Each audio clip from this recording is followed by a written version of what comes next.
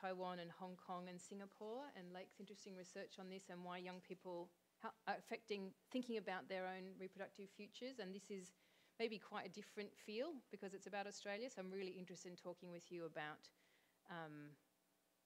how Australian young people compare possibly to young people here and other places that you know better than me. Oop. What did you do? This one? No, not that one. Yeah. That's one I'm pressing. Oh, somehow not pressing it. Press harder. It's buzzing. Does it matter if it buzzes? Yeah. Just leave it? Leave it. Okay, fine. So last year I came here, as Lake just said, and spoke to you about this book, Reproduction, Kin and Climate Crisis, which focused on, as some of you will remember, people who were pregnant or parenting a newborn baby during the catastrophic 2018-2019 Australia bushfires. And I'm sure you will remember that time. It was just before the COVID pandemic. The fires ended literally as we went into our first lockdown in March 2019. During that research, we asked participants, who were mostly women, but also sometimes their partners, to discuss their feelings about having children. And many were very fearful about what their children would face in their futures, but also argued, as it says here, that their children would be what they called eco-warriors. I don't know whether that's a phrase you recognise, part of the solution to the climate crisis. But we found in further conversations with them that climate crisis was affecting how many more children they expected to have, and often they were having very difficult discussions about, well, maybe this is enough, and often these were people having their first baby, and also where they might live. So it was certainly affecting their lives, but they had already had their baby or were pregnant with their baby. It was a pretty tough question to ask, but we felt we wanted to ask it, so we asked it that at the end of the interview. So this current research, there's a chapter in that book that deals with how people think about future children and climate crisis and about their current child. But we felt we wanted to do a different piece of research with people who had not yet had a child. And this is what this current research, so it's a kind of follow-up to that project, because obviously once you've got a child, you feel quite differently about having children. So in 2024, Australia is sort of announcing or experiencing a different kind of emergency, and this is kind of, we've had luckily 6 years of wet, cool weather, although we're looking into a very hot summer this summer, so maybe bushfires again. But anyway, this other kind of emergency, which is fertility decline. And recently it was announced that Australia's fertility rate had come down to 1.5. So as you know, there's a whole lot of research around the world, survey research about young people thinking about having children or deciding not to have children and what that's related to. And obviously Lake's research is part of that. So in an academic survey of almost 2,000 Australians aged 15 to 19, quite young people, about their knowledge and experience of climate change, how that was influencing their views and decision-making about the future, over half described reluctance to bear children. It's quite high, and expressing concerns that climate futures were likely to place children in unsafe or unfair positions, and that children would add to carbon emissions, and the idea that the world was already overpopulated. A survey from the US-based Pew Research Centre suggests that among childless adults aged 18 to 49, and it's a very interesting methodological question about what age you ask people these questions, and Mary Lou and I have thought a lot about this.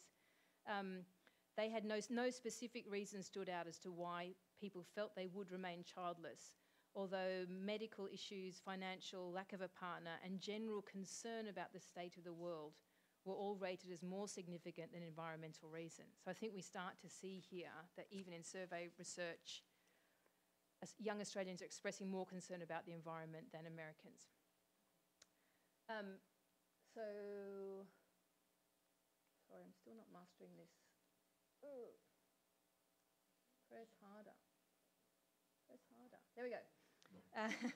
It's still buzzing in a slightly alarming way, but I'm just going to ignore it. So I asked Li Wen to, my friend here, to send me a graph, and of course I can't read that, but this is a story about Taiwan and Taiwan's declining fertility rate. And we were just talking about this, the idea that that Taiwan is said to have the lowest fertility rate in the world, but apparently Hong Kong's even lower. And as Huang and Wu wrote in 2018, more social scientists in East Asia are now suggesting that we should adjust our mindset to living in a low fertility society rather than seeking magic measures to produce a baby boom. I think this is a very interesting policy question, isn't it? Such a mindset would encourage reconsideration of the relationships between fertility, economy, and environment. So there we go, environment appears there in thinking about Taiwan. So that very, very excellent chapter that we teach in our courses on this topic by Charling and her friend is part of this very important book, Making Kin, Not Population, that I'm sure some of you have read, edited by Adele Clark and Donna Haraway in 2018. And this has been a very provocative book for lots of people. There's lots of interesting critical work on it, but also, and we've written critically about it ourselves, but we also very much like some of, particularly the chapter on Taiwan. So what this book did in 2018, which doesn't feel that long ago, but kind of feels like an age ago because it's pre-COVID, it's like another century almost, isn't it? The authors put together debates about the environment and reproduction and race into conversation. And it's really trying to think about how environmentalist or environmentally minded feminists and, you know, what we might call race-conscious feminists or anti-racist feminists might address the question of so-called overpopulation. And they particularly are trying to shift debates about reproductive freedom beyond individual women's rights to have children, and instead trying to encourage feminists to think instead about reimagining relationships, families, and communities that might nurture and value both human and non-human life as kin. So this is part of queer and feminist kinship studies. And the volume, numerous chapters in that volume highlight the importance of analysing how kinship and population appear in people's accounts of their reproductive thinking, although they're not necessarily empirical projects in the same way ours is. So Donna Haraway, this is from a slightly earlier text, but she repeats the same thing later on in that book. Making kin is perhaps the hardest and most urgent part. So Haraway has this phrase, make kin, not babies.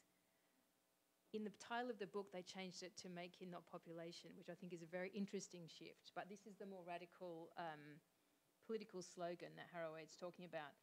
Feminists of our time have been leaders in unravelling the supposed natural necessity of ties between sex and gender, race and sex, race and nation, class and race, gender and morphology, sex and reproduction and composing persons. It is high time that feminists exercise leadership in imagination, theory and action to unravel the ties of both genealogy and kin and species. So she's trying to challenge feminists to think about population and to think about people having babies in a different way. Michelle Murphy in the Making Kin, Not Population says, a distributed reproductive politics is not about birth rates or human numbers. It is about which kinship supports structures and beings, so it might be non-humans, get to have a future and which are destroyed. She's pushing back a bit against Haraway and Clark, who are more interested in numbers of babies. Michelle, as an Indigenous and feminist STS scholar, is saying this. Indeed, she says it here. A distributed reproduction is not about babies in particular, neither is it against them. Very important statement in brackets there. Instead, its ambit extends into air, water, land, and a mesh of life forms into the multi-generational future. And I think we can really see the bringing in of First Nations scholarship into Michelle Murphy's work here. So yeah, I think there's a very interesting shift, as I've said, between making kin, not babies. And this is supposed to be sort of funny in this Harawaiian term. She's trying to make kin, not babies is a sort of political slogan with a sort of humorous bent to it. But people got quite critical and upset about that because it felt like it was kind of against babies, even though it was often stated that it wasn't. There's a very interesting politics in this book, and I've written a paper about this. It's under review at the moment, about the way in which adoption of human children gets positioned as the more ethical response than having children. I have a big problem with that. So I've written a paper about that, but I'm not going to talk about that today. For another day. So I want to tell you about our project. So this project is called Australian Young People, Reproduction, Inequality and Climate Crisis. It's based on 36 peer-to-peer interviews with people who do not yet have children, undertaken by our students. We wanted them to speak to people that they were roughly the same age as. So we had 25 women, 11 men, and we put them slightly older. We thought we didn't want to speak to teenagers or people in their early 20s because we feel in Australia they don't have any idea whether or not they're going to have kids. So we want to have people who actually might be in the process of making that decision, or even at the sort of back end of it. We originally want to talk to environmentalists. Our first student we had want to talk to environmentalists, so she focused on them. Then we thought, right, who else doesn't get included? Whose views don't get included? Men's views don't get included very much, so we specifically recruited men, LGBTIQ+ folk, and young people without university education. We had a really good success in recruiting LGBTIQ+, partly because that's who our students are. So they could talk, they recruited trans people, etc. So 20 of the young people were heterosexual, and 16 identified as something else in both gender terms and sexual terms. And I've used their own terms when I'm telling you their data. We didn't have such a success recruiting young people without university education because our students are students, so they're the people they know. It's a bit tricky. So that's still a sort of undone piece, really, for this work. I thought it was very interesting. So some of them were employed, some of them weren't employed, and as I said, they worked in all sorts of fields. Interestingly, although all of the young people in this study would have been, as I have argued with Catherine Walby in a different article, sort of subjectified through a contemporary discourse of incipient infertility, right? There's a lot of discussion in Australia about that infertility might happen to you, that you should prepare, that you should think about these things. Absolutely no mention of infertility arose, which I found absolutely fascinating, and I still can't get my head around that. But this was like a separate world of people, and I don't know why. Anyway, I want to share with you what they said. Here we go. So we initially had a little brief survey just to get people's basic views, right? So we asked them, what did they think about the connection between reproduction and climate change? Had they ever thought of that before? So 14 women and 2 men, so that's almost half the participants, had thought about reproduction and climate change. 15 said they had thought about it a little bit. And 5 men, but no women, said they had not thought about the relationship between reproduction and climate prior to the interview. So all the women had thought about it, and only a few of the men had never thought about it. So as I was saying at lunch, this is something that's in the air in Australia. People are thinking about climate, possibly because that's what it looked like when they were young, when they were sort of middle teenagers.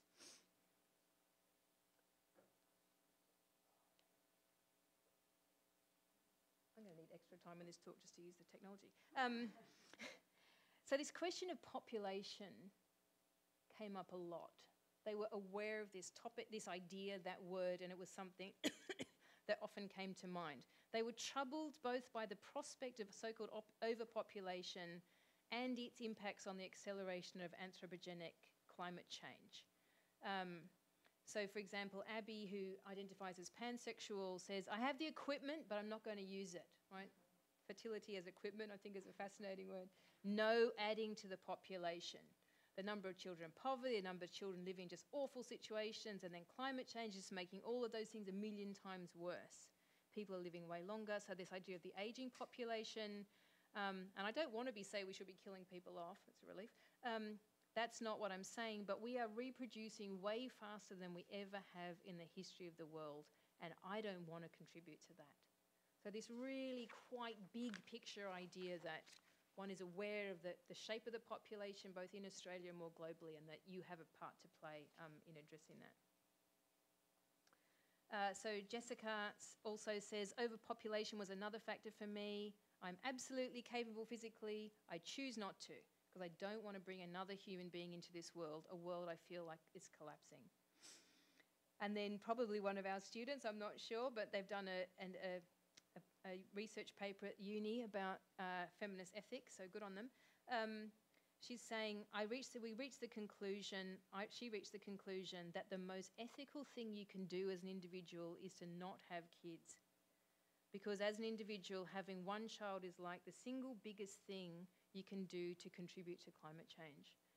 And we write in the Bushfires book about, this was an idea that was circulating in newspapers like The Guardian, that they would have these diagrams that would show, moving to an electric vehicle, choosing not to fly, moving to a vegan diet, all these things have a little bit of effect, but the biggest thing you can do is not have a child. And obviously that message had come through because of the carbon cost of a child. That's not an idea we teach, by the way, but she'd reached that point in her own studies, in her thinking. Most of the participants in our study were white, but there were some Asian and people from other ethnicities. This was a statement from the one Aboriginal First Nations woman in our study, and I thought we were really interested that she could see this connection between racism and the idea of overpopulation. Again, she didn't want to have a kid. She says, I don't really care for increasing the birth rate because the only real reason I've seen to do that is just to improve the economy, which just comes down to like capitalism. Another way to do it is to take in more refugees and boom, we have a bigger population. She could see this is, Australia is notoriously anti-immigration, close down the borders, all that stuff. But we don't want to do that because those people, they're the wrong colour, And she says, that's mostly a racist dog whistle. I love that phrase. It's a very interesting phrase. But so she, either through her university education or through her own sense of politics, had understood the racist politics of, saying we have a low population, but we're not going to let other people from other parts of the world into the country. And again, this is this work, feminist work by Jade Sasser, Michelle Murphy, various people have made this point very, very successfully in other contexts, in the North American context. So then we want to talk about feelings. What did they feel? We sort of either talked about it, we didn't really ask them that, but it came up a lot. People got quite upset in these interviews with their buddies. So it's interesting to feel they're talking to another young person who's also quite uncertain and quite interested in, so they're quite emotional conversations, I think. So Millie actually, cries during this interview. And she says, climate change is a prominent front-of-mind topic because of actual events and catastrophic disasters, or actually feeling the earth getting warmer or getting colder. It's been nerve-wracking to say the least. And for some time I was unsure about whether I want to have kids. I think I was very pessimistic. Sorry, I didn't realise I would be so emotional. So she's starting to sort of break down, trying to describe to her peer the overwhelming fear that she is experiencing about the out-of-control state of the planet.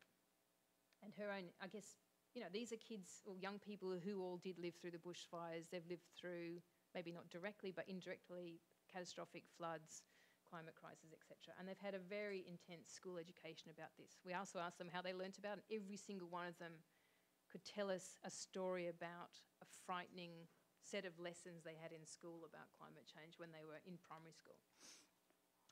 Millie wasn't alone in having intense emotions related to reproduction and climate change.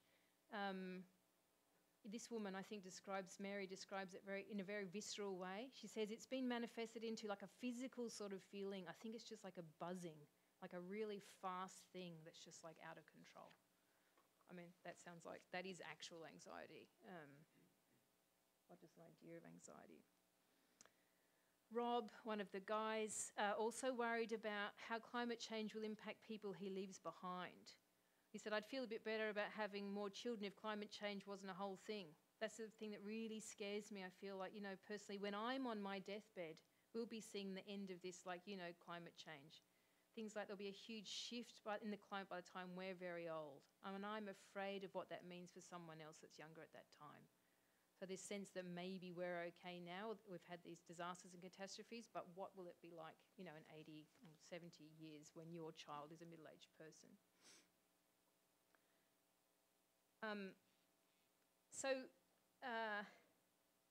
This idea of futures was really, really important. Because, of course, when you're thinking about having a child, you're imagining your own future and your future with that child, but also that child's future as an adult. This is part of thinking about whether or not this is a good decision for you. So Mike, he says, he's got a different view. He says, if you sit back and read all the stuff about climate change and get too worked up about it, you'll just like stress yourself out, like some of the women in the study had stressed themselves out. He's talking to his girlfriend, trying to sort of bring her down. We can't control that. And he's saying, I've just decided not to let it impact my life to the point where I'm compromising on things that I want to do and plans for have for my life. Excuse the swearing. If we were further down the track and it was like fucking post-apocalyptic and there were floods and like, you know, maybe then you would consider it. And I found this so interesting because there were literally floods at the time he was talking. But they weren't happening to him. And this, we were talking about this the other day at the other seminar. Like, how close does it need to be? For some people, they have to literally be in the water before it feels like it's going to happen. And other people have a more sort of fertile imagination perhaps and can imagine what it might be like even if it hasn't directly happened to them. But it's good to show the diversity of views. Seth, another guy, heterosexual guy, he says it's not that it might not in the future, it hadn't crossed my mind, like it might not affect me. I don't share the perhaps catastrophic view that others might have. So I feel it's something we can still make progress on, climate change. I do have faith in humanity and scientific and technological advancement abilities. Something really cool is just around the corner.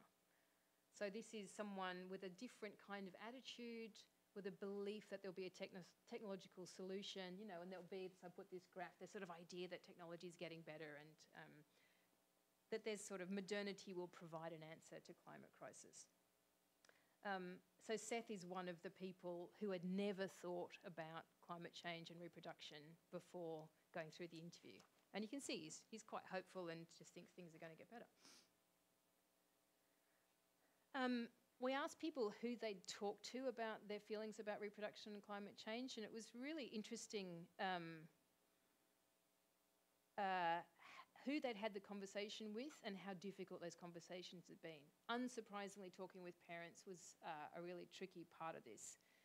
So Florence was talking about her sort of wrestling with her parents' desire for her to have children. And she had determined that she won't have children just to fulfill her parents' desire, probably a sensible move. She's someone, she describes from an Asian background. She definitely doesn't want to have children. And she said there's an interesting conflict of values where my parents imply, don't know how, that by not having kids I'm being selfish. But then from my point of view, if I was to have kids when I don't actually want kids, that would be selfish towards the kids because they didn't have a choice in this matter.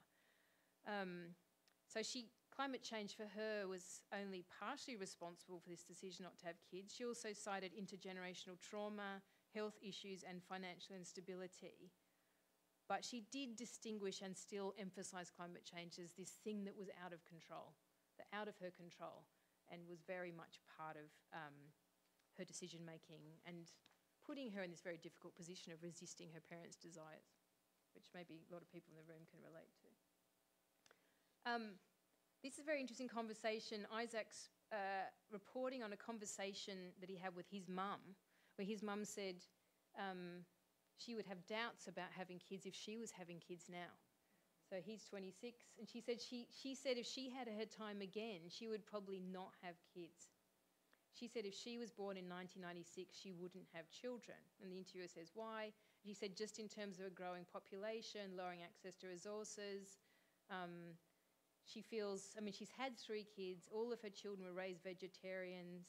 So obviously his mum is quite political, environmentalist. But I find this a very interesting conversation that, you know, a mother who's environmentally minded is sort of saying to her 26-year-old son, well, I probably wouldn't have done it. I don't know whether she's probably, I'm hoping she's doing that in a supportive way, but a very difficult conversation for him and obviously very influential for him. Charlotte also had a mum who was sort of an ecologically minded, shall we say, who'd used cloth nappies, made all the food. You know, she tried to bring up her children in an environmentally conscious way. But Charlotte says, we no longer have the luxury of time.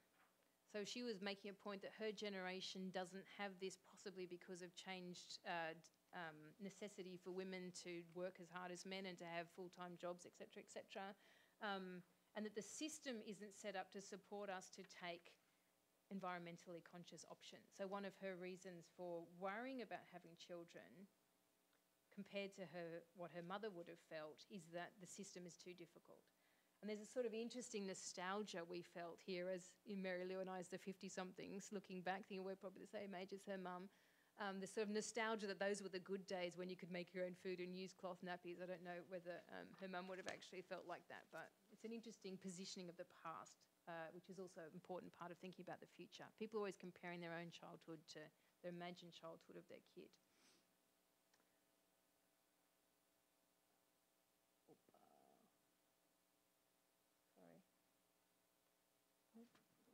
There it is. Sorry. Of course, people also talk about having kids with their friends, and maybe some of you can relate to this. Often a really difficult set of conversations because some of the young people having kids, not everyone's not having kids, right?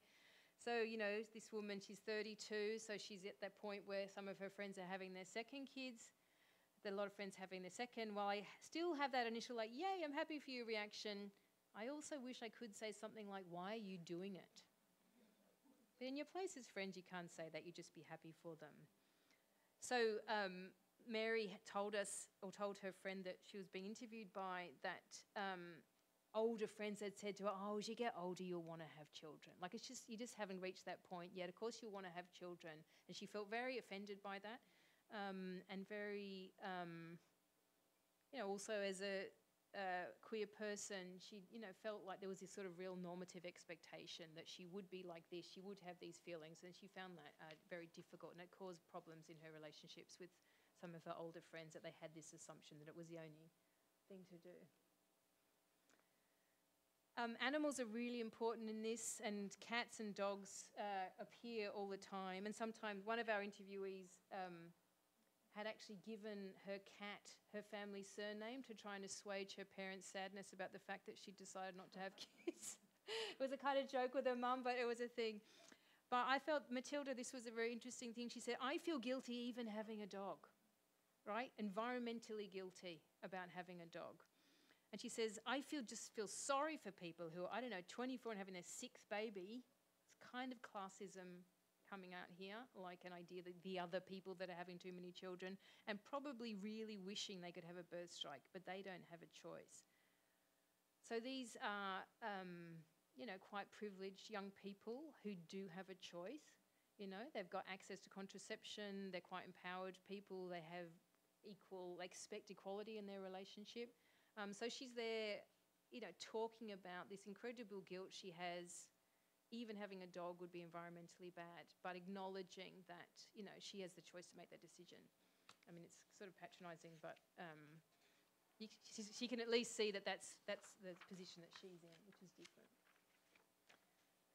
So conversations with partners were really interesting because sometimes there was a difference of opinion.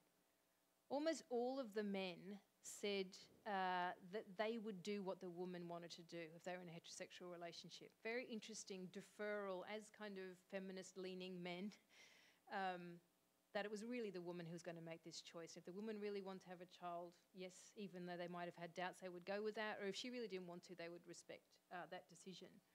And this is Millie talking with her partner, and he says, I would like to have kids. Quite interesting that he's, you know, having this conversation as someone in their mid-20s.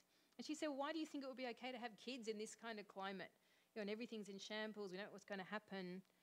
And he had this conversation.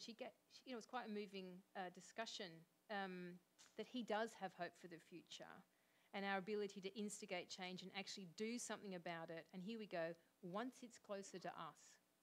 So somehow when climate change gets closer, I mean, how close does it need to get? My question again, we'll be able to do something. And he had managed to convince her that maybe she shouldn't just think it's too terrible and that we can't have children.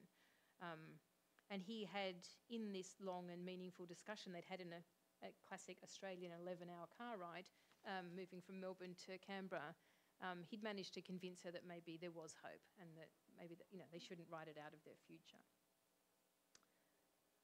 As I said, there's quite a few LGBTIQ plus people in the study, and there was some really interesting discourse in there talking about the historic position that queer people are now in Australia when they can have access to assisted conception, maybe to surrogacy in some instances, and the sort of relative normalisation of, for example, women having children together.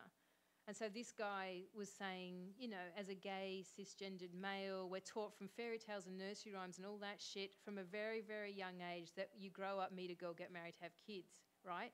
So he says, so unlearning that or normalising a different way of doing means you challenge those norms. And for him, having children was an opportunity for choice. So he didn't want to move away from the prospect of having children because he still felt this was a very hard, it's true, it's very hard won privilege, very recently won privilege. So it's too much to have to give that up. And there's a whole politics around that in Australia that, both enable people to have kids, but also still make it difficult. It's not like it's simply easy to have kids, particularly as a gay man. So I'm reaching my conclusions now. Hopefully that's on time. So young Australians are navigating reproductive decision-making in a context where they are simultaneously subject to the pro-natalist exhortations of contemporary capitalism, like there is pressure now as birth rates are declining that young people, we need more people, fear of the ageing population, all that stuff. So they're subject to that, they're part of that, they're also, I think, subjectified through fear of infertility, although, as I said, doesn't come up in our data. And they're subject to, obviously, frequent and intense, bleak predictions about climate futures. They're sort of situated in this very complex space. So we need to understand, we're arguing better, how these kind of contradictory discourses are appearing, where they appear, where are these people learning about it, how's it being taught in school, how's it being taught in university, and how are they actually finding their way through as couples and as young people. So in the book, Making Kin Not Population, Huang and Wu say, making kin is sorely needed in East Asia and it has begun. And maybe we can talk more about that, how it's begun. Haraway says it's past time to practice better care of kinds as assemblages. So talking about how else can we find to care, to make kin besides having children, or maybe having children a different way. Ruha Benjamin, the same book, says reproductive justice requires working deliberately and creatively to engender institutions and environments that foster a kinful existence.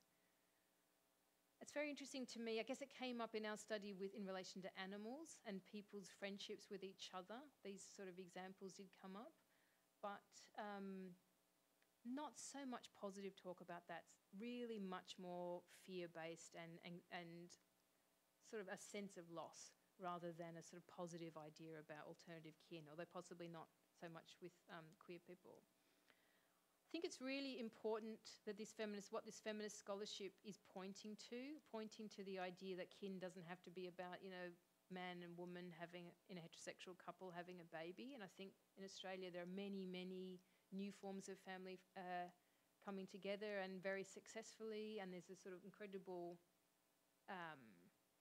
flourishing of support groups for kids born in different kinds of families, etc., etc. But as I said before, I think there's in the literature perhaps sometimes a sort of overly positive feeling about the idea of kin. The kin is always good, you know. And I really like Ruha Benjamin's statement in her chapter in the book, and she says, you know, sometimes when kin are the source of hurt or harm, it may in fact be wise to sever ties. Kinship can be deadening when the obligation it entails are abused in and beyond the family. So she's talking there about adoption, but, you know, sometimes kinship isn't great, you know? Like, so I think we need to remember that as feminists. And this is my final slide. Oh. Sorry. Hey.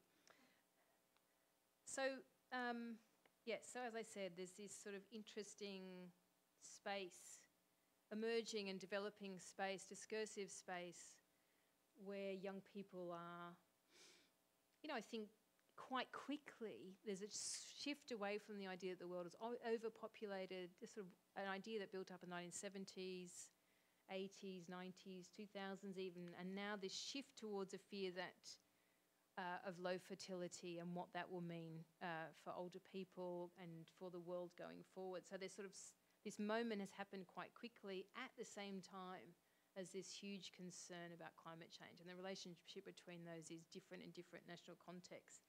So this capitalist interest in producing more people. In Australia, we also have a massive housing crisis, so people very concerned about the cost of housing, and young people feeling rightfully deeply concerned about the capacity to ever make enough money to buy a house. You know, very different from my generation.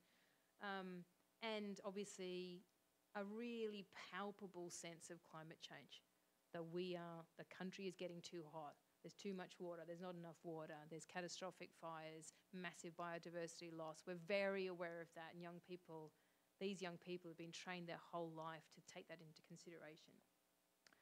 So within that, I guess the question for feminism for me, or for feminist theory and sociology more broadly, is to think about, well, what does reproductive justice mean? I think I'm very much inspired here by making kin not population, but want to add something to it, which is that reproductive justice is not just about new reproductive technologies. Of course, it still is. Abortion, contraception, queer reproduction and kinship. It is, as they say in that book, also about non-human reproduction. We need to think about other species' reproduction and our relationship to their reproduction. We all need to be reproducing. How we affect their reproduction by the toxic chemicals we use, etc. Or you could think more broadly, the reproduction of ecologies, and that's a sort of multi-species ecology, includes plants, animals, people. But I think we also need to think about climate crisis and how that's changing what it is to think about reproduction, and how we are producing, how the situation is producing a generation of young people for whom reproduction is becoming too frightening to even to contemplate and then set aside. And I think that has a huge implications for our future that are yet to be understood. So I really want us to try and include that in feminist theory. Thank you.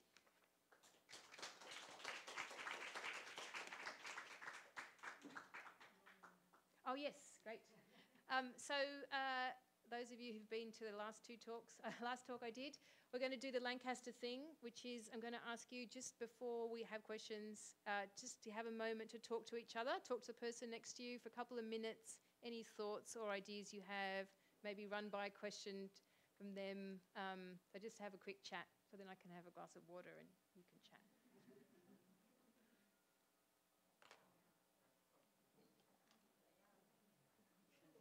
Oh, is it a battery? No. Yeah. Maybe that one. I think I might have pressed some button. It just kept buzzing in there. Because, so this is the next page and Yes. the previous page. Yeah, that's the one I was pressing. But it was... Yeah. Because I tested. It's my fault. No, It was something it's I fine, did. it's fine. Let me change a new one. Oh, yes, thank you. I probably won't need to do more. Just in case. Just in because case. I think there will be a Q&A section. Yes, exactly. So we don't record the Q&A, right? I can cut the video off because Yeah.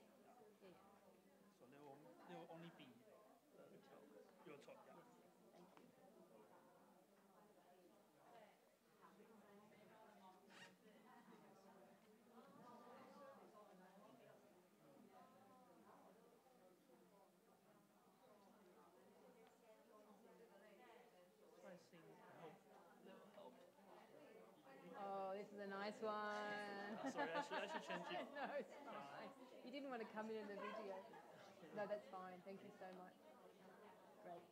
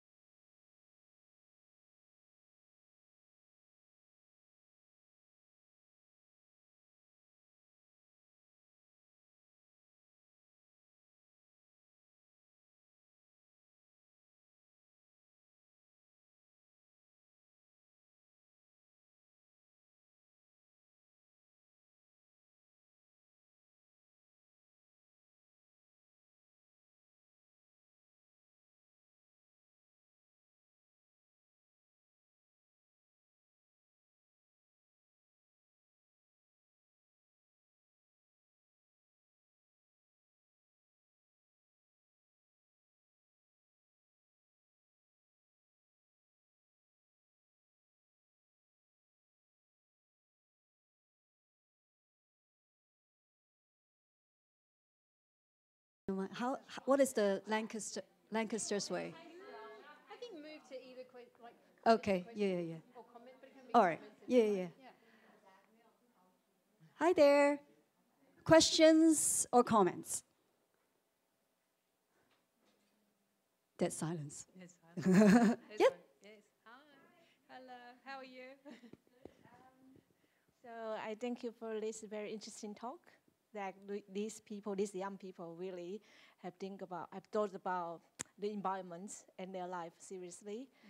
But I just visited Australia last week. Yes. So I was wondering that did you ask, or you and your team asked them about their everyday life and what they do, because they have such pessimistic view about reproduction, but how they go on with their lives. For example, I visited display houses in suburb Melbourne, and those houses are very big, with 5, 6, 7 bedrooms, 2 living rooms, storage rooms, and it's like unthinkable for Taiwanese. Yeah. Yes. So if the young people are facing these challenges to raise a family, for housing, and in fact a shrinking size of family. So how come the property market is displaying such the housing in such a scale? So I'm wondering, maybe there's a gap between what they think about the future and then what they do. Yes. Yeah, maybe so I don't want more children, but I want a very big house. Yes. Yeah. So it's quite interesting about their values and what they do. So maybe this is maybe an intriguing point to make. Yeah, it's so strange. Housing in Australia, I mean, I'm not an expert, by an academic expert, but it's a very, very, it's an obsession, national obsession. the cost of housing, the sort of housing one has, and who has money to buy. As you say, these enormous housing developments are being built all the time because there's a shortage of housing. So what we do is, you know, we have a lot of land. So we keep pushing the cities further and further and further out. And what happens, they've, you know, quite bleak places in a way because people build these enormous homes. I mean, it's worth Googling if you've never seen it. On large blocks of land, they take up almost the entire block of land. And they're sort of very climate conscious in a way because their house is built to stay inside. You have no garden, full air conditioning, you know, each child has to have their own room. You have multiple living rooms, so you have one for children, one for adults. You know, a lot of spacious interiors in places where the environment is totally destroyed in order to build those suburbs. So not every single tree is taken down. And there's now parts of, for example, Western Sydney, where this has happened a lot, that are becoming so hot that in the next 10 years, they say they will be unlivable. 45 degrees standard, you know, and there's no shade, just tarmac housing. You know, you're just supposed to get in your air conditioning. I mean, it is apocalyptic. You're in your air-conditioned car, you know, drive to your air-conditioned workplace, drive back. It's like people who live in extreme snow conditions, but it's going to be extreme heat conditions. So, but I think there's a sort of class difference here, quite micro class difference. The students, they're not all students, but a lot of these participants were university educated, and they would not aspire to live in places like that. The people that aspire to live in places like that are slightly lower down the educational. They might be people who've been to a technical college and they work as electricians or plumbers, what we call tradies, or they might be teachers or nurses. So they would be, I would guess, people who have less concern about the environment and are still thinking about having 2 or 3 kids, and their total dream is to get the enormous house and to go and live out there. And they haven't sort of recognised yet the cost that that's going to be for them in terms of the exposure of their kids to environmental, the sort of, not the environmental disaster, but the slow grind of just how difficult life is going to be. So the people in this study are more likely to want to live closer to the inner city in a smaller home. But nonetheless, they would have a desire, for example, for a garden. But they can't imagine, even with university education, that they're ever going to be able to afford to do that. I find it hard to even understand because in our generation, of course, you could afford that. You know, a few years' salary, you have a deposit for a house. Now it's like 15 years' salary to get a deposit for a house. So what's happening is that the middle classes who already have property, you kind of need your mum and dad to buy you a place, to give you the money for the deposit. And that's what's happening. And there's a lot of talk about how else housing could be done, that there needs to be more housing for older people so that people in their 60s and 70s move out of the big family homes once their kids have left home and allow families to move in, but they don't want to. They want to stay at home because our policies are all oriented towards ageing in place. Like my mum's 87 and she lives in a 4-bedroom house. That's our childhood home. Actually, someone else who doesn't have a home is one of my cousins who doesn't have a home is living with her at the moment, 60-year-old man. But there's so many free bedrooms in Australia. But they keep building these houses, and I think, who's going to live in them? If people don't have kids, there's no need for it. So there's also a lot of, which is much more, it's also part of the sort of Asian shift in the more inner city parts. There's more and more apartments being built, and apartments being built for single people households, because the rate of people living in single person families is, single people households is increasing a lot, or people having just one child. So the architecture is changing, but that's kind of like, those houses are like the continuation of the Australian dream in this quite retro kind of way. But you're right, they're everywhere. So it's, very complicated situation. Yeah. More question? Yep.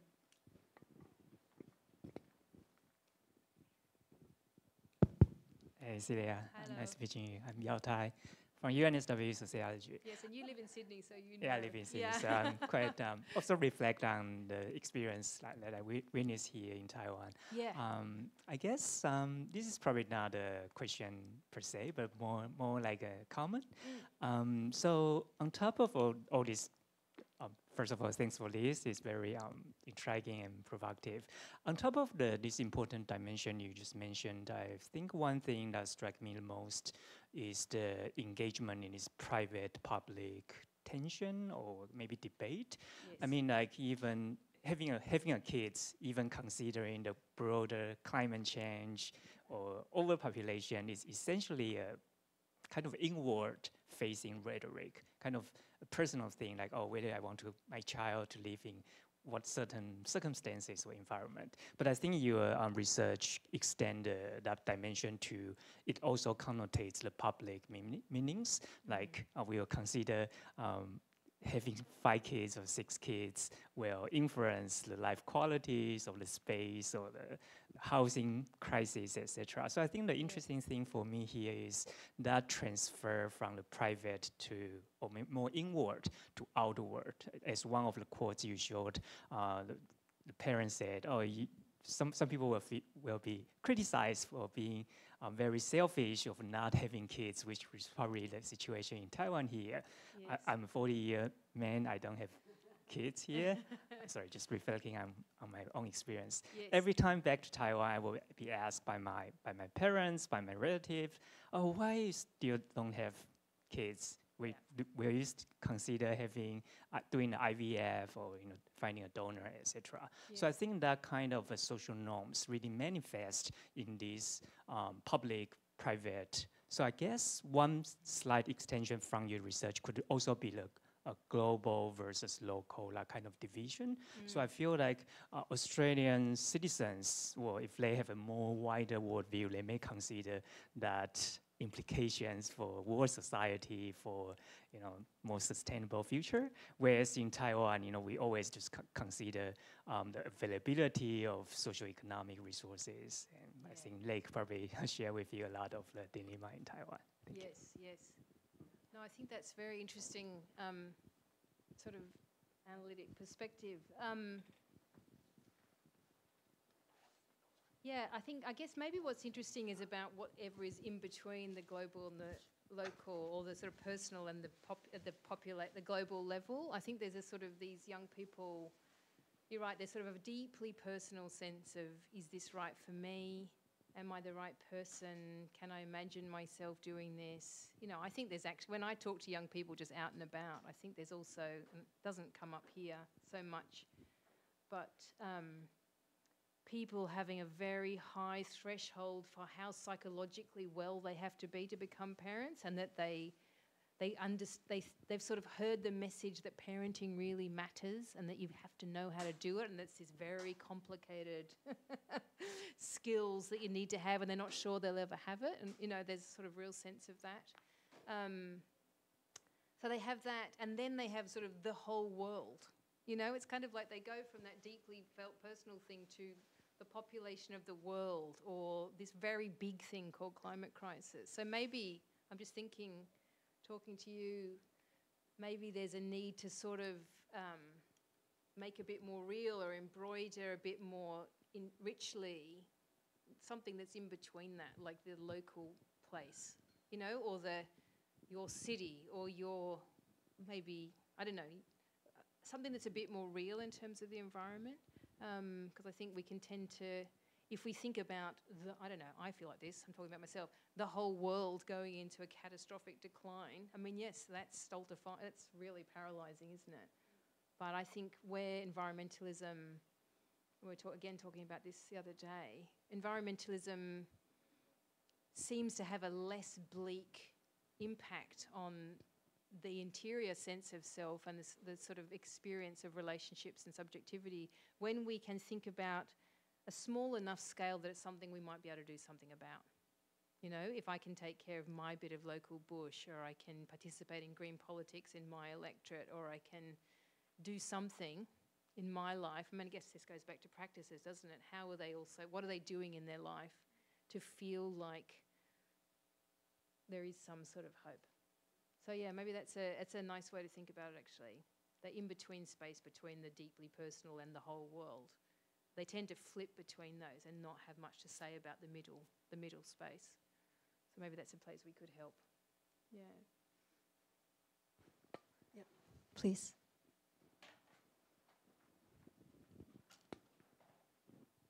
Thank you so much for this wonderful presentation. I really learned a lot about the place-based discourses and how young people in Australia have been thinking about issues like this. I think I probably have like 2 questions I'm still thinking through. I think one is actually coming from, for example, I think there's a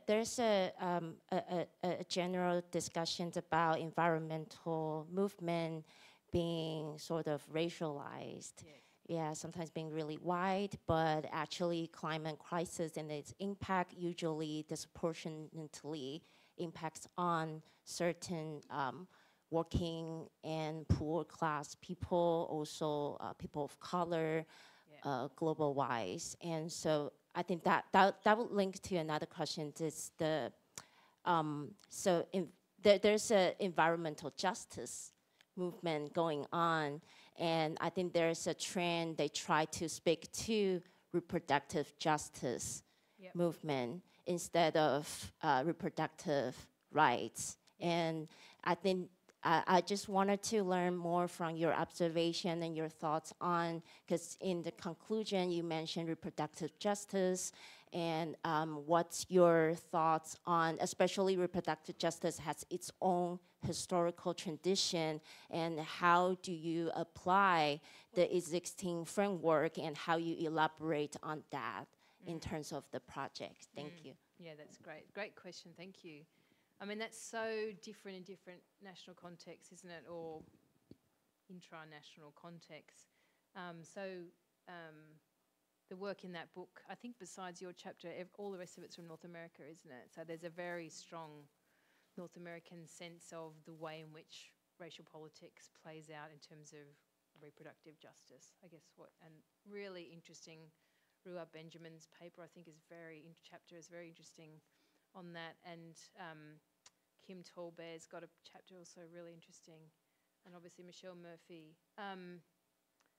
I mean, it's interesting in the Australian context because one of the groups that is increasing in number in Australia is First Nations people, right?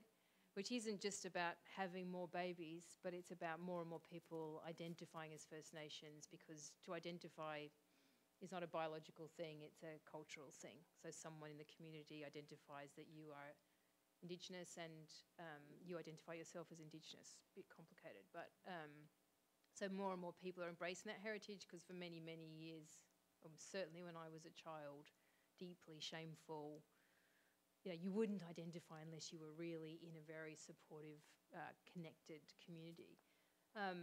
So I think there's a very different feel about having children in those communities, and it's really about strength of culture and the huge importance of pushing back against genocide, stolen generations, all that stuff.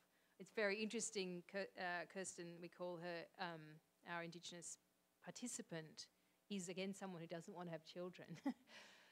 There's lots of reasons for that, but I think there was 1 or 2 of the white kids that had a bit of a sense that race might have something to do with it, but she's like, they bang straight on, she just absolutely knew that. So, I mean, that's a sort of lived experience thing, isn't it? That the others didn't get it, that they're living white privilege. I guess that's just what they're doing. So I think in Making Kin Not Population, there's a really strong line through about whose babies are we talking about, and whose reproduction are we talking about, and that reproductive justice isn't, should be about helping some people to have babies and not others. But I still think in at least the Clark and Haraway pieces in that text, there's a bit of a general idea that fewer babies would be better. And I guess that's the thing I have a bit of a problem with. You know, and are we really going to line babies up by colour? I mean, it just starts to get a bit difficult, doesn't it? So where do we go to then? I mean, choice is the traditional place we go to. So it should be about choice and freedom. But they're, you know, we know they're very problematic terms. So I don't feel qualified to say what reproductive justice is, really. I just don't feel, it's too complicated for me to understand. And I guess we have to collectively work out what that is. I guess we just felt like in this work we really wanted to, there's a lot of kind of talk in like newspapers and magazines about eco-anxiety, which I think kind of trivializes or psychologizes things that we thought are quite serious, that actually young people are talking about something quite serious, and that it's going to sort of catch us unawares if we don't deal with it. I think it's been sort of shocking to me because my generation is sort of the infertile generation. Like my mum's generation, you know, having kids in the 60s, it felt like basically everyone had kids. You never thought about it. You assumed you were going to be a good mum, and a few people couldn't, and there were babies available for adoption. That was what happened. My generation, almost half my friends had IVF. Why? You know, all this really interesting shift in fertility. Some of those people were successful, some of those people weren't. In Australia, there's basically no children available for adoption because of stolen generations and a terrible history of that. So people ending up childless when they didn't want to, and a lot of pain and suffering around that. And then suddenly we're in this next generation, you know, where a lot of my friends who've got kids in their 20s are saying, my kids do not want to have children. And some of them were children whose their parents struggled so hard through IVF to have them. And there's this big shift, and the parents are having to make this adjustment to thinking, it's my role to support my children not to have children. You know, and that is an incredibly fast shift, I think, over from my mum through to my kids' generation. So we're just trying to get people to pay attention to that, and to think about that, to try and include that in debates about reproductive justice. But I don't really understand reproductive justice well enough to be able to answer your question. But I think it's a great, maybe you should do that work.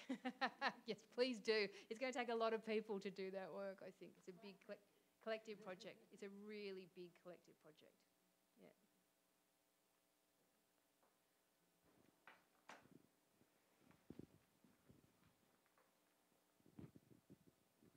Thank you for such interesting, inspiring talk.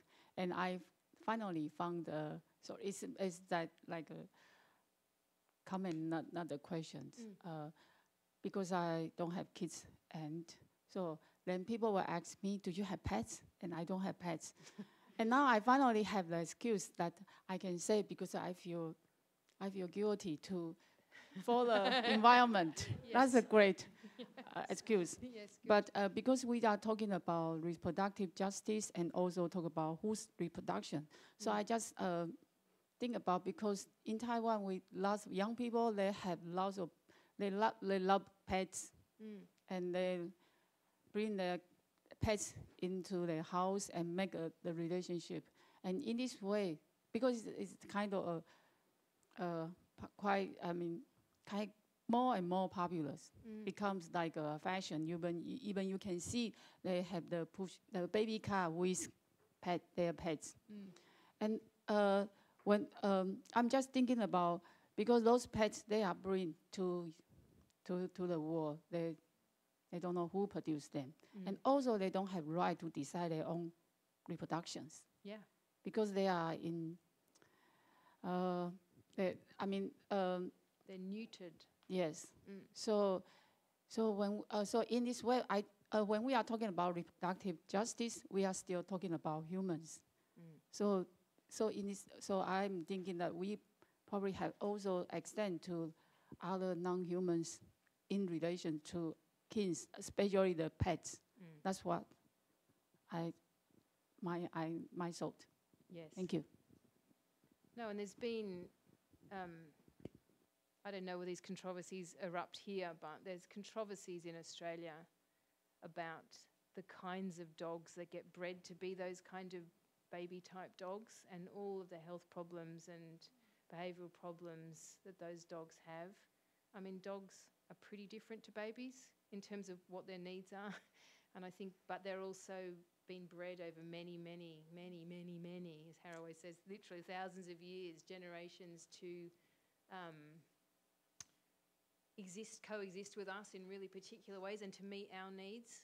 And, you know, of course we meet some of their needs, but, you know, even to the extent that there's very interesting research about how dogs have learnt to raise their eyebrows because humans like raising their eyebrows. That's an interest, that's a way we engage, or we engage with babies like that. We do the eyebrows. Wolves don't do that. Wolves do not raise their eyebrows. So it's really, it's fascinating the way that literally the gaze between, and dogs don't naturally look at each other in the eyes. They don't do that. But most domestic dogs learn to look at you in the eyes and do that loving gaze look. You know, and my dog does that, raises his eyebrows and gazes at me lovingly. And you think, they've learned how to do that because that's when they get fed. And, you know, it's all nicey-nicey, you know.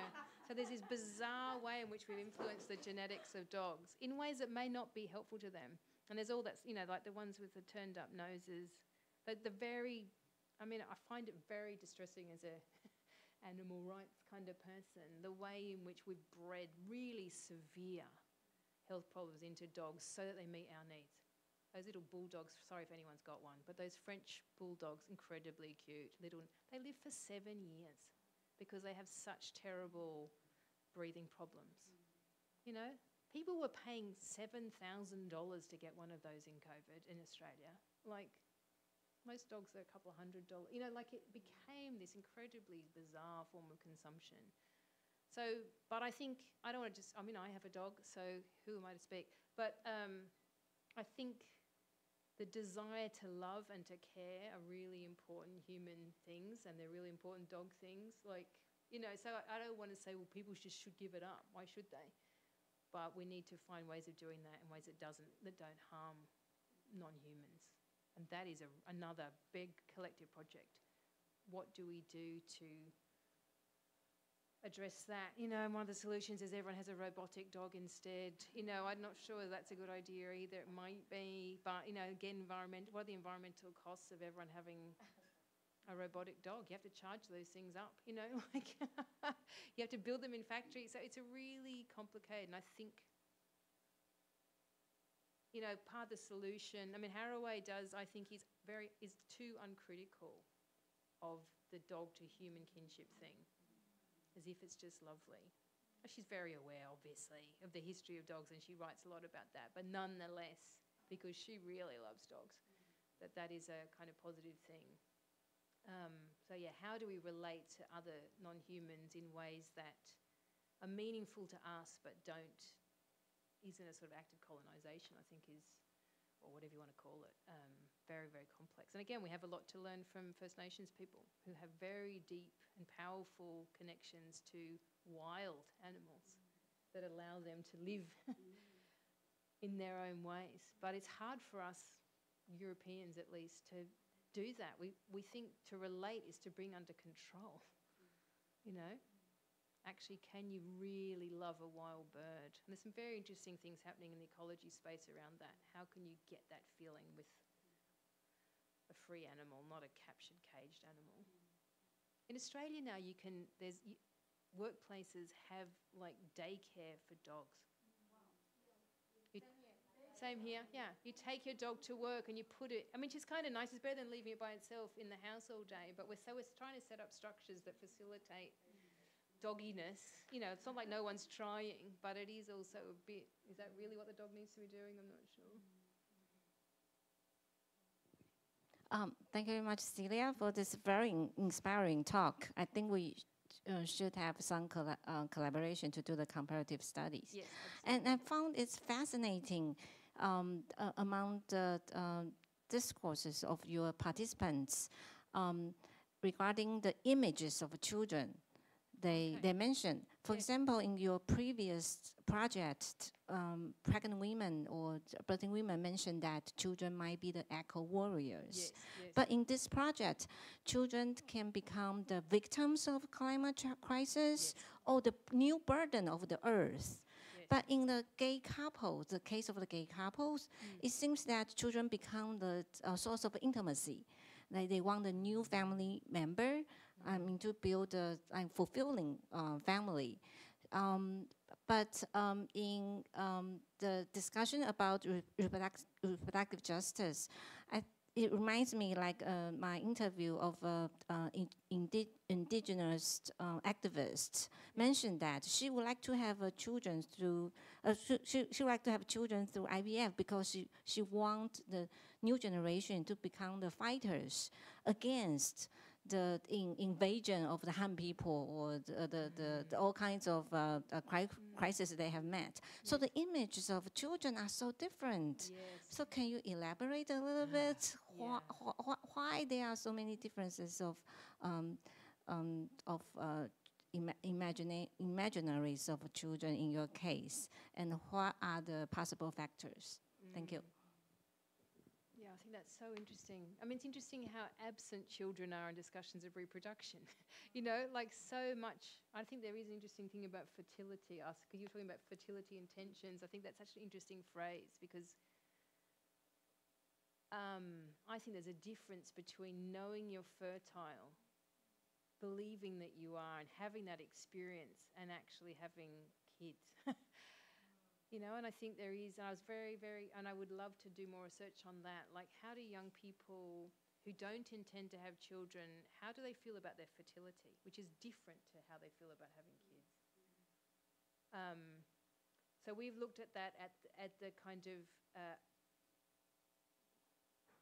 not having kids end, and done this. I've just written this paper, as I said, about the figure of the adopted child, that this would be the ethical child to have, right? Because then you're not adding to the population. But the way in which these kids, these young people imagine this figure of the adopted child, I mean, it's literally like something straight out of, you know, Little Orphan Annie or something, like this poor little orphan with no mummy and daddy who needs a loving family, which bears no relation to the children that are available for adoption in Australia.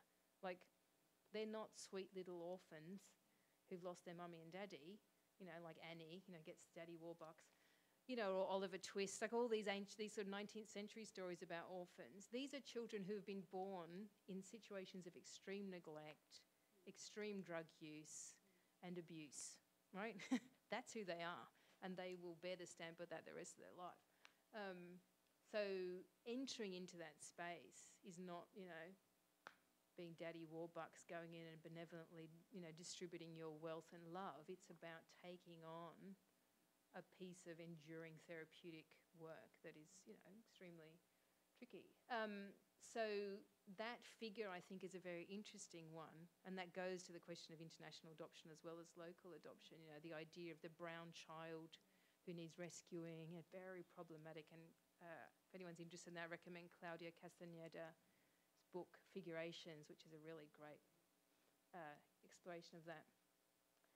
But then that's different to it, yes, the imagining of one's own child, which always has a very special reflection of oneself, doesn't it? You know, and I think that idea of the eco-warrior, no one imagines their kid's going to be a sort of nasty capitalist, you know, greedy, destructive, unpleasant human being. Because then, you know, what does it say about you? So, so I guess, yeah, the sort of environmentalists imagine their kids are going to be eco-warriors. The gay people imagine their kids are going to be gay activists. The Indigenous folk believe their kids are going to fight for the rescuing of Indigenous culture. I mean, maybe, again, it's about hope, isn't it? Maybe we need to believe those things in order to do it. But actually, I think that's the difference. I think that's imagining fertility and imagining a child. And of course, you know, often when you have a child, guess what? They turn out to be quite different to you, you know. So that, and I think maybe young people are starting to think, well, maybe maybe I will get a kid. And some of them said, you can't say that you don't know that your kid's going to be eco-warriors. That's just a fantasy. They were aware of that. Maybe you'll have a kid who's a capitalist banker. But that's a reason then to not have one, because you can't control how they're going to turn out. So the trouble with the message against that, I mean, this is the problem. If you sort of intervene in people's hope, oh, you're going to be a great mum, or your kid's going to be fantastic, you know, it's going to be easy, don't worry. If we inject a sort of reality into that, people go, I'm not doing it, you know. Like, it's how much of the fantasy do we need to have in order to feel safe enough to give it a go? I guess that's what I feel like the place is So that goes back to the housing issue. Like, in order to have a kid, you've got to imagine that you're going to have a safe enough place to house that child. And for some people, that's like literally, is your town going to be flooded next year as well as it was last year? And for other people, is each child going to have a bedroom like I did and their own, PlayStation in the bedroom? So people's expectations of that are quite various. But I think we do have to imagine that we're going to be able to provide something that we felt we needed. And that's kind of the nature of human parenting. It's interesting, though. It'd be an interesting study. How do you imagine? Maybe you could get people to draw it. I don't know. What is your imagined future child? What do they need to have a good life? It'd be an interesting study. I don't know of any research on that. Actually, when I was listening to your talk, I think about my research about the young people's fertility in Taiwan. Yeah. I did, I asked 40 people in the in-depth interviews. So I did 40 in-depth interviews with young Taiwanese. And how young? And they are like between the age of 20 and 40. So that's how I, and what I find like it's so different, I did not target on people who care about the environment or like LGBTQ group or, I just focus on, do snowball sampling, and what I got back is that I only have 2 people who really talk about the environment out of the 40. Wow. Yeah, and yet those 2 people, when I talked to them, they really shocked me. They changed my mindset about doing family research, honestly. Because honestly, as a family sociologist, I rarely read the literature related to STS. Yeah. So I also do not care too much about the environment. Yeah. Until the day that the respondent told me that it's a very shocking thing, and I still remember that she said, having babies is a very selfish thing. And then I was so shocked. I was like, why? Why is it selfish, right? Yeah. So it really, then I try, when during the interview, I just think about like why. And then she talked about how having one more person will affect the environment, and how this also hurts the person, the baby, because of the world's problem, not just the environment, but the world's problem. Yeah. The person did mention about political crisis, but at the same time, she mentioned about environmental crisis. And at that point, I was like, I start to think about myself. So am I hurting the environment? And then last year, you came here and gave a talk about making babies, right? And then I had a conversation. After that, I had a conversation with John Liu, Liu Zhongen. He studies sustainability, environment, carbon footprint. I just can brought out a few phrases without really understanding what it is. Yeah. But then, he asked me whether we should have we should do something together, say having a survey that study people's opinion about the environment and how this affects reproduction. And then at that point, I was like, based on my interview results, no people, just 2 people care about the environment when they think about having babies. Yeah. So I just wonder, actually, I'm very selfish here because I want your expert opinion. Yeah. So at that point, I was like, John, maybe instead of doing a survey, we should focus on the environmentalist group people who really care about the environment first, to understand the rationale and the meaning of childbirth or not having children, right? So we are still thinking about, whether we should go ahead with the project or not. So yeah, I just want your expert opinion about this. Yeah. Yes, no, and I think that's kind of how we started. There was a master's student who came to us wanting to study that. She's an environmental scientist, actually, and she was concerned herself, and she wanted to know what other environmentalists thought. So she specifically targeted environmentalists. I guess because there's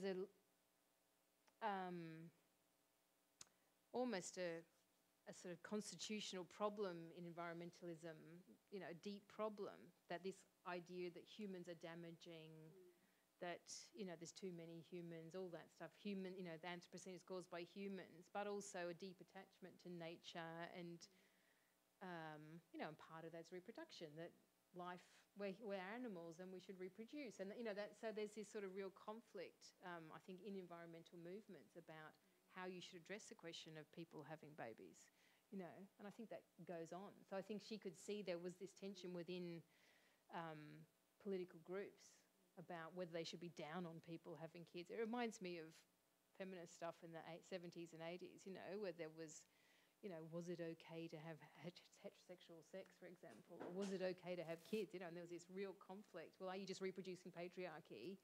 Or can you have kids in a resistant way? Or can you have sex with a guy in a resistant way? You know, so I think there's these sort of things really can splinter political movements in a pretty tricky way. But it's interesting, isn't it, about the questions you ask. So I'd be interested to think about, why did only 2 of your 40 say that? Like maybe we come in and maybe we're talking to the people who care more, and because we care, we're producing that care. I mean, this is the classic thing, is that social research produces the context of answers. It likes some answers more than other answers. So, you know, I sort of feel it'd be interesting to do a comparison of the kinds of studies. And see how you ask people, what sort of ethos you're bringing to that asking. When you ask them, I think it's really important. You know, it's not like young people just feel things and we neutrally receive them. In our work, we are producing these concerns or not, according to what we pay attention to. So it's a really important methodological thing, isn't it, to think, an ethical thing about how. It was interesting to us to see those ones where people say, oh yeah, I did a feminist paper on that at uni. And you think, all right, you know, we're part of creating this problem. We're creating the discourse as we study it, as if it's just out there, but we're actually part of it. And I think that's a really interesting thing to articulate. The question of selfishness, I just think that should be knocked on the head. I mean, anyone can point to anyone as selfish. You know, it's selfish not to, it's selfish to do this. You know, it's like, it's such a nasty word. And it's so, I mean, what's wrong with caring about the self? You know, it's kind of that thing, isn't it? It's like as if that's intrinsically wrong, and yet we think about lots of philosophy that says, or spiritual stuff, it's, you know, looking after yourself is one of the most important things you can do. You know, address your needs yourself. Pay attention to the self. So I think I really hate the way that selfish is seen as just, if you say something selfish, it's wrong. Maybe it's not. Maybe it's okay. Maybe it was selfish to have kids, and maybe that's okay. You know? Yeah. So I think it's a kind of, it's like essentialist. It's kind of a slur that's too easy to give. Yeah. I'm actually more interested in, like, not only the accusation of, you know, selfish, not selfish. I was like, I was intrigued when I shared this conversation with my parents. Yes. And I really feel that it's really funny to see how they respond. Yeah. You know, and then how angry they are. It's like, what has sociology done to you? You messed up your brain again, right? So that kind of comment. Anyway, so it's a, you know, it's a insider joke. Yeah. Anyway, well, thank you so much, Celia, for your presentation. And then we definitely can like continue the conversation at the back. We prepare some refreshment for everyone. So feel free to stay and to chat with our presenter today.